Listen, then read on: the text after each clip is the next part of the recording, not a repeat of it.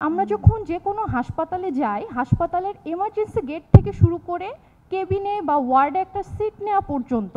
যে দুর্নীতি, যে অনিয়ম, যে অরাজকতা চলে, এটা যে কোনো মানুষের চোখে প্রতীয়মান হয়। আমরা দেখি রোগীদেরকে কতটা হেনস্থার শিকার হইতে হয়। তো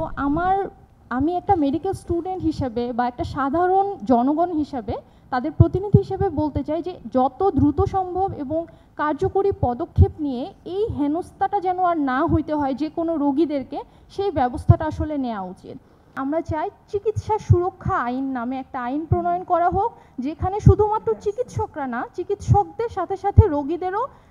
একদম সেবা এবং অন্যান্য যে সুরক্ষা আছে সেটা যেন নিশ্চিত করা হয়ে থাকে।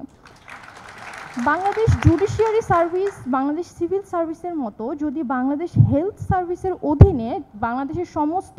মেডিকেল শিক্ষার্থী এবং চিকিৎসকদেরকে এর অধীনে আনা যায় এবং ওনাদের এই হেলথ সার্ভিসের আন্ডারে ওনাদের সমস্ত পরীক্ষা পদ্ধতি, উচ্চতর যে প্রশিক্ষণগুলো আমরা নেই, সেগুলো যদি এইটার অধীনে এনে বাস্তবায়ন করা হয়, তাহলে আমার মনে হয় এই কাজে চিকিৎসকদের এবং রোগীদের ক্ষেত্রেও অনেকটা স্বচ্ছতা এবং আরও সেবার মানোন্নয়ন করা সম্ভব হবে।